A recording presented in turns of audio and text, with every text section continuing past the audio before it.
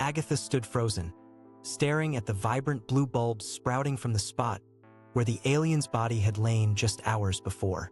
The broken shards of her coffee mug crunched beneath her slippers as she took a tentative step forward, gripping the edge of the kitchen counter for support. Goodbar trotted over and licked at the spilled coffee, seemingly oblivious to the horror growing mere feet away. "Get away from there," Agatha hissed, shooing Goodbar inside and slamming the back door shut. Her mind raced as she paced the kitchen floor, gnawing on a hangnail. Should she call Captain Loring, the scientist with the disheveled hair, or handle this herself before those bulbs grew into God knows what? No, she decided. She wasn't about to let a bunch of government goons come stomping through her home and yard again, poking and prodding and confiscating. This was her problem to solve. She was a Pearson, damn it, and Pearsons took care of their own. Agatha marched to the bedroom and retrieved the phaser from under her pillow. She checked the charge, only enough juice for 2, maybe 3 shots left. It would have to do. Goodbar whined and pawed at her leg, sensing her agitation. "Sorry, boy, you're staying put this time," she said firmly, guiding him into the bathroom and closing the door, despite his anxious barks of protest. She couldn't risk losing him again. Steeling herself with a deep breath, Agatha cracked open the back door and peered outside. The bulbs remained stationary, glistening like blue sapphires in the morning sun. She inched forward, phaser at the ready, sweat beading on her brow. Just a few more steps and she'd be within range. Crack! A bulb exploded, spraying viscous blue goo. Agatha shrieked and fired wildly, the laser beam slicing through the air. Another bulb burst, then another, drenching the soil in shimmering fluid.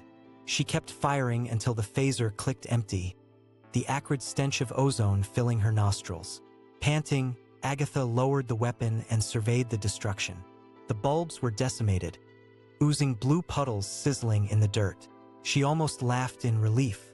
Almost, because now the puddles were moving, slithering together like quicksilver, forming a quivering blue mass. Agatha stumbled backwards, fumbling to reload the phaser with shaking hands.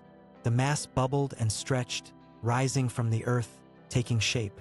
Limbs, torso, a head, vacant eyes in a featureless face.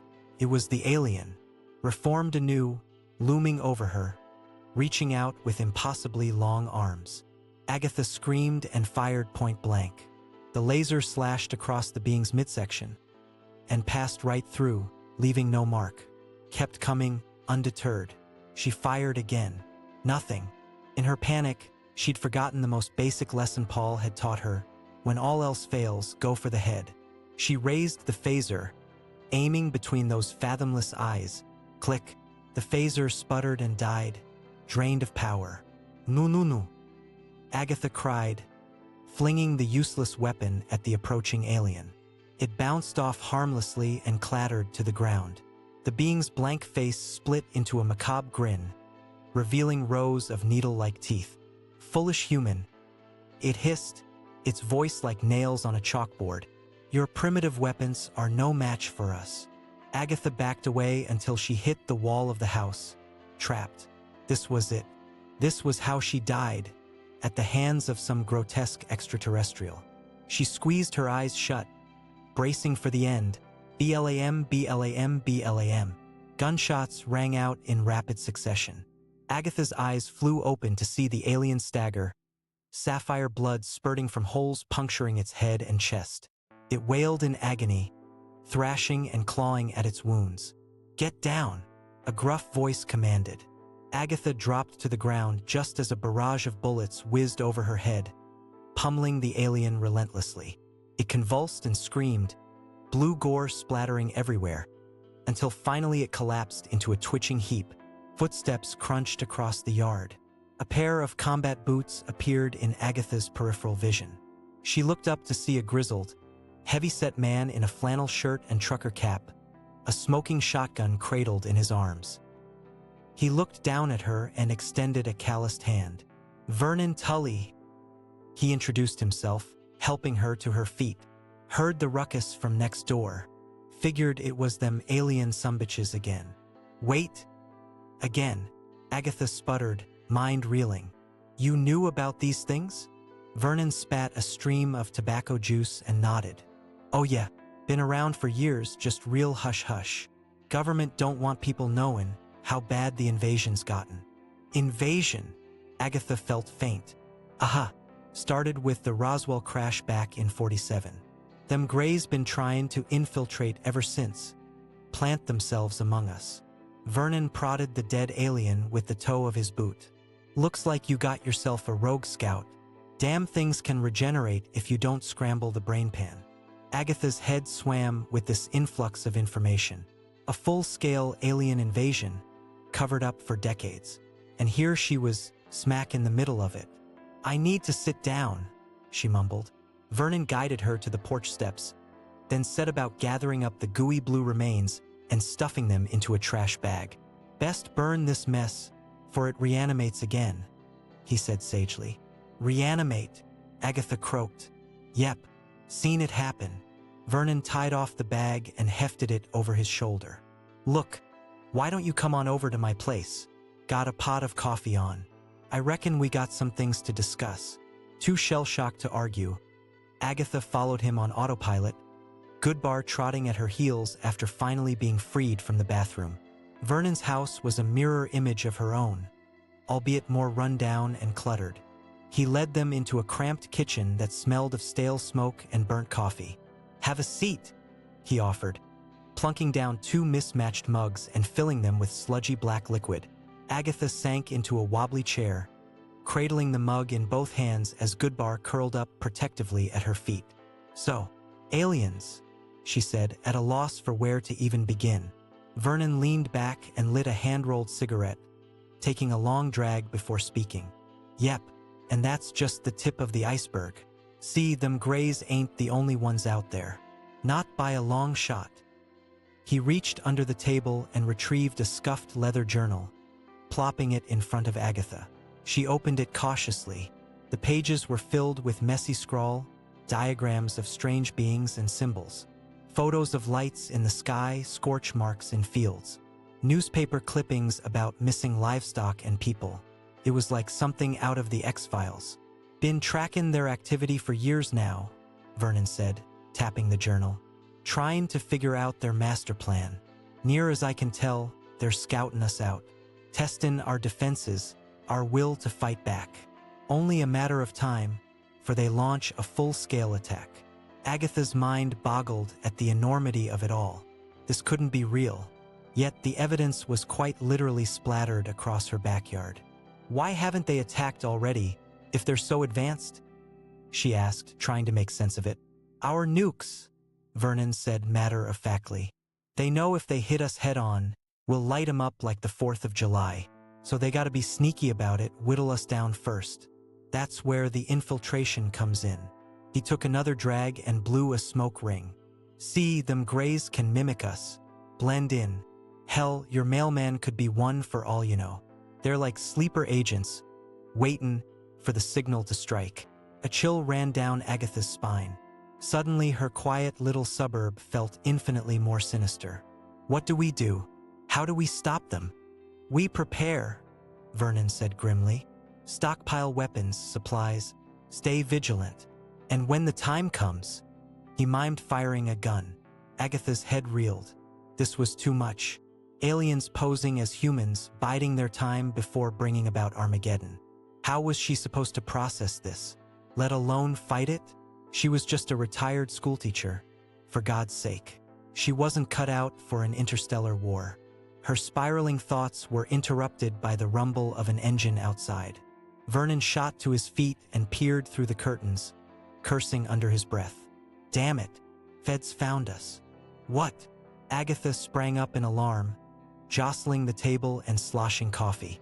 Goodbar started barking at the commotion. Those safety-clean boys, cleanin' up the government's messes, silencin' anyone who knows too much. I reckon your lady reporter musta blabbed about the phaser. Rookie mistake. Vernon swung open a broom closet to reveal a hidden cache of weapons. He grabbed a pistol and tossed it to Agatha, who caught it awkwardly. You know how to use that? She gaped at him. I mean, yes, but Are we seriously about to shoot at government agents? If it comes to it. Vernon cocked his shotgun. Can't let 'em take us in. We shoot our way out if we have to. Head for the hills. I got a bug-out cabin stocked and ready. Agatha's heart pounded in her throat. This was insanity. But what choice did she have? Get black-bagged by some shady operatives, never to be seen again? Or make a stand, as utterly futile as it seemed? She thought of Paul, of the pledge they made to always fight for each other, no matter the odds. He wouldn't hesitate. Neither could she. She checked the pistol's magazine and flicked off the safety, just like he taught her. What's the plan? Vernon grinned wolfishly. Give 'em hell and haul ass. On my signal. They took up position on either side of the front door, weapons at the ready. Heavy footsteps thudded up the porch steps. Goodbar's hackles rose as he let out a low, menacing growl. Wham! The door flew open, nearly smacking Agatha in the face. 3 agents in black suits burst in, guns drawn. Vernon Tully, Agatha Pearson. Stand down and put your dash. Vernon fired from the hip, taking out the lead agent with a spray of buckshot. Agatha squeezed the trigger, bullet zinging past the second agent's ear as adrenaline threw off her aim. He returned fire, forcing her to duck and roll behind the couch. Goodbar launched himself at the third agent with a ferocious snarl, latching onto his gun arm. The man screamed and flailed, trying to shake the dog off. Vernon used the distraction to tackle him into the coffee table, which shattered spectacularly. Agatha popped up and fired again, this time hitting the second agent's center mass. He dropped like a stone, gun clattering from his limp hand. She scrambled over to kick it away, then aimed at the final agent wrestling with Vernon on the floor. Don't move! He wisely put his hands up, Goodbar still growling around a mouthful of his sleeve. Vernon shoved him off and staggered to his feet, snatching up the discarded shotgun and zip ties from the dead men. Good boy, he panted, ruffling Goodbar's ears. Now what? Agatha asked shakily, keeping her gun and eyes fixed on the captive agent as Vernon bound his wrists and ankles. Grab the bug-out bag by the back door. There's a quad in the shed, keys under the seat. I'll be right behind you. Vernon hauled the agent up by his collar. Me and this sumbitch are gonna have a little chat. Agatha hesitated, torn. She wasn't sure she wanted to leave Vernon alone with their prisoner. He seemed a bit too eager to extract information by any means necessary. But she also knew they were on borrowed time before backup arrived. Go on now, Vernon urged, seeing her reluctance. I'll just be a minute. Promise I won't do nothing you wouldn't do. Somehow that wasn't entirely reassuring. But Agatha trusted that Vernon knew what he was doing. He'd clearly been at this a lot longer than she had.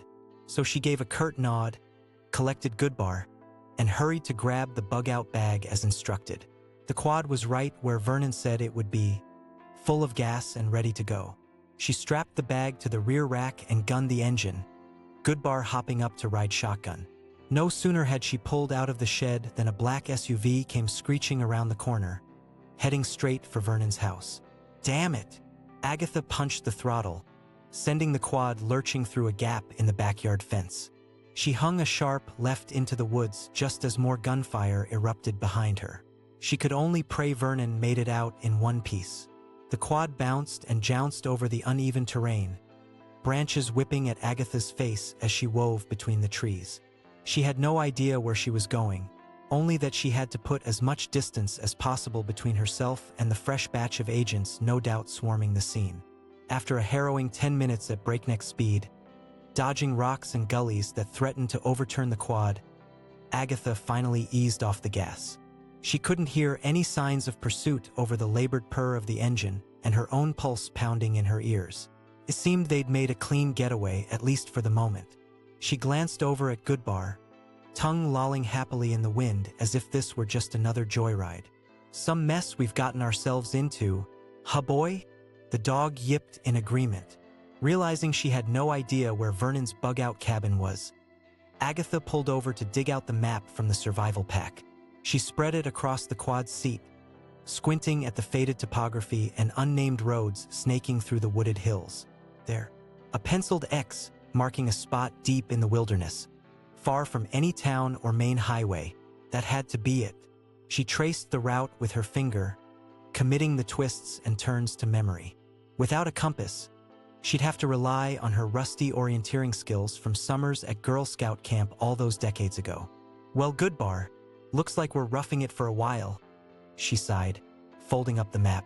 "Hope you're up for some serious hiking." The dog licked her hand encouragingly, as if to say he'd follow her anywhere.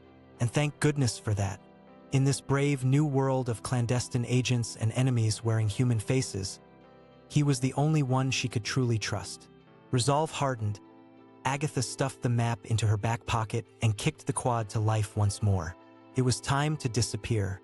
She stuck to deer trails and dry creek beds, staying off anything resembling a main road.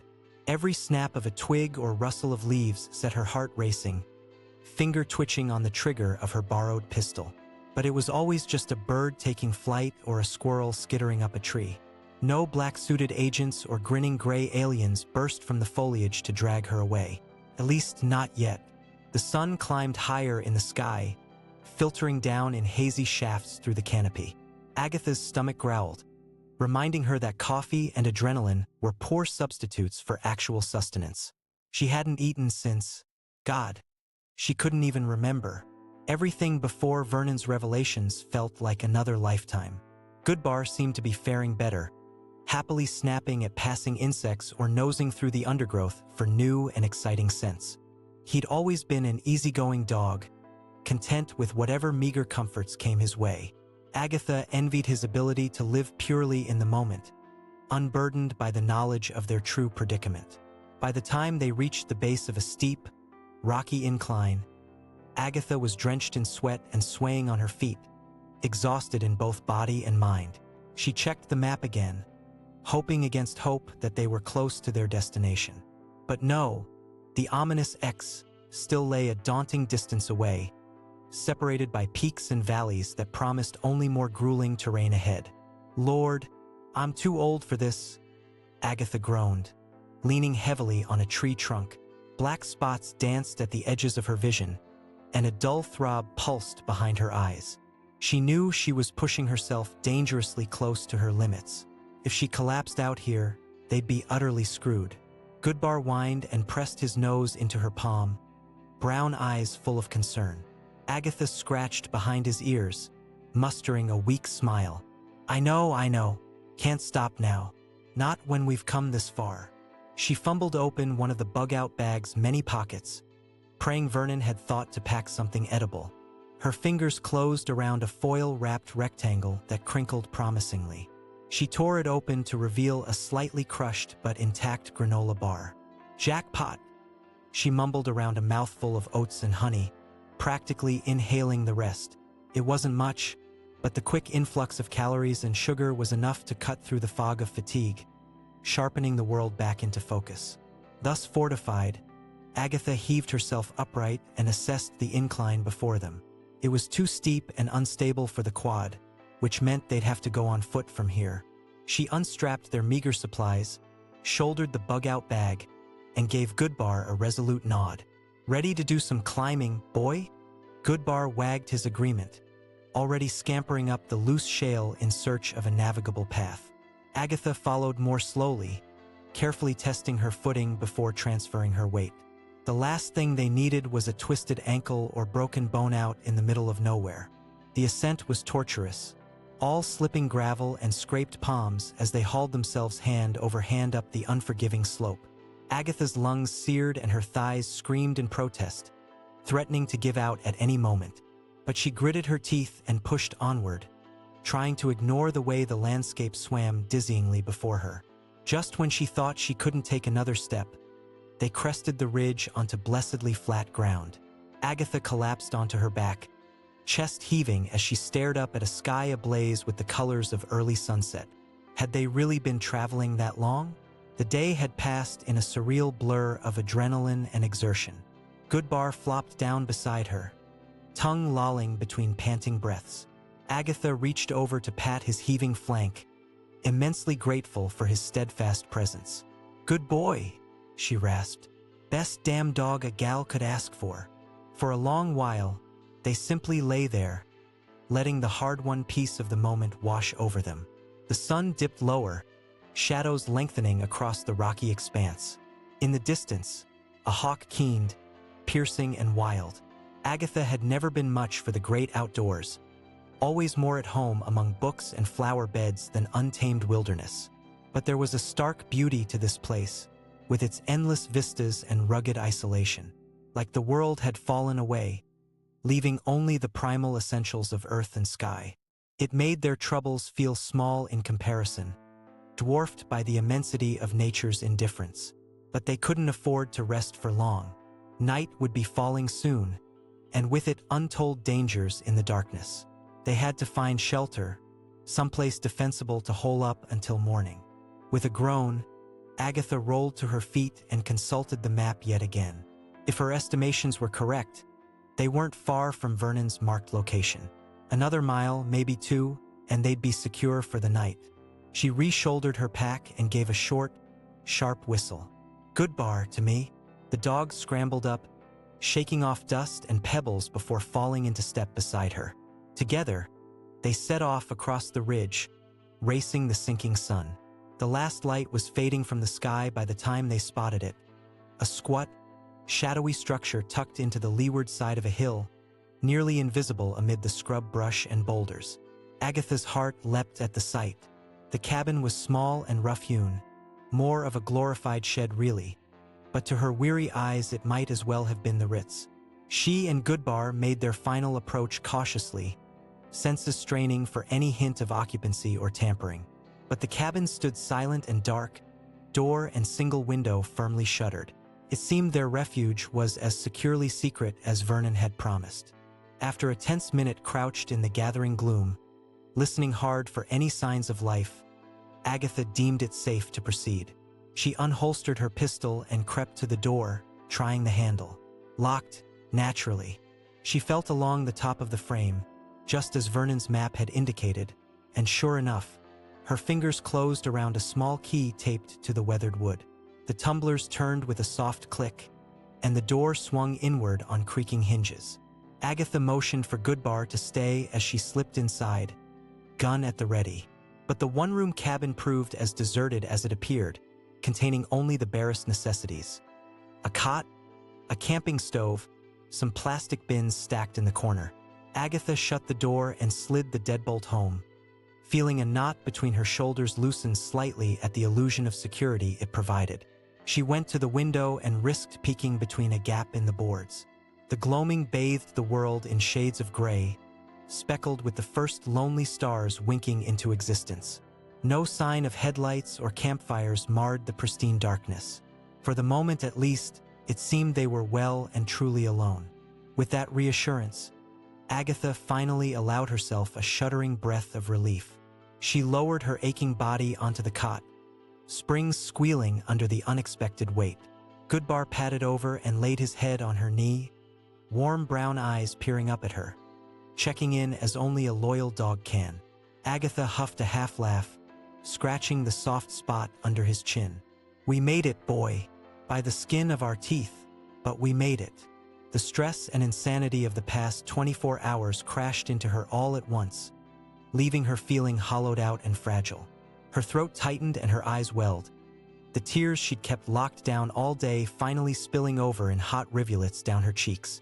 Goodbar whined softly, licking at her fingers. "Christ, look at me?"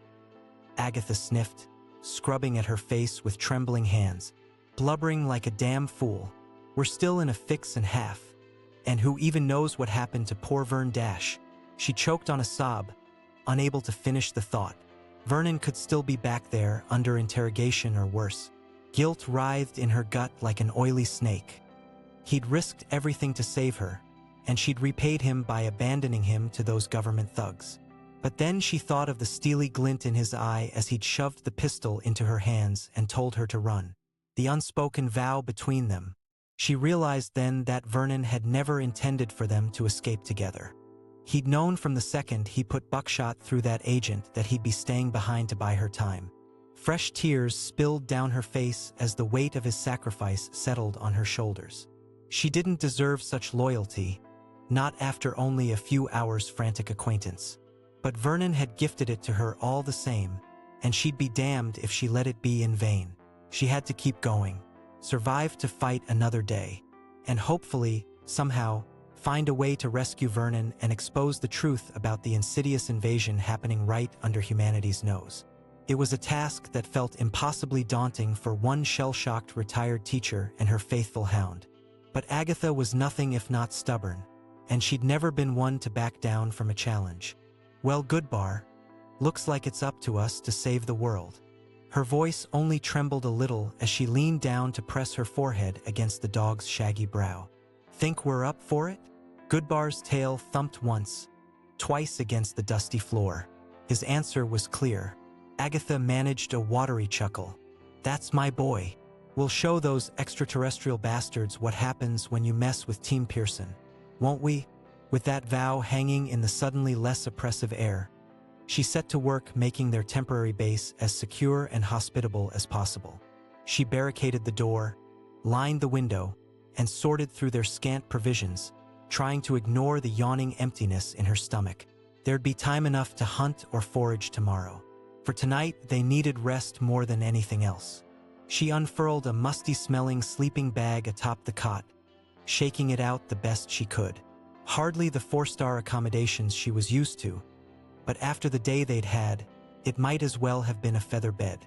She unbuckled Goodbar's collar, smiling faintly as his tags clinked together, a memento of the mundane domesticity they'd left behind, perhaps forever. Then, pistol tucked securely under the meager pillow, she settled onto the creaking canvas, Goodbar curling protectively at her feet. She reached out to stroke his fur, fine tremors still running through her fingers as the adrenaline finally ebbed. "Good night, Goodbar," she whispered into the dark. And thank you for everything." The dog huffed softly in response, nuzzling closer. His warm weight and steady presence were an anchor against the tempest raging in her mind. Slowly, fitfully, Agatha drifted off to an uneasy sleep, one hand buried in Goodbar's scruff. Just before oblivion claimed her, she thought she heard it.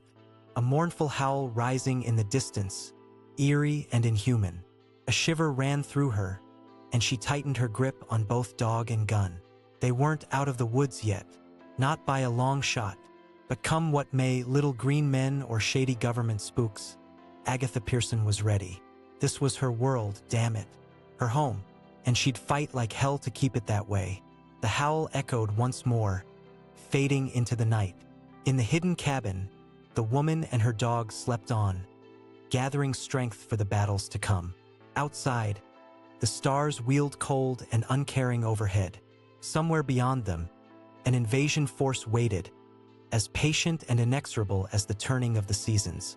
The countdown had begun, but Earth would not go quietly, not if Agatha Pearson had anything to say about it.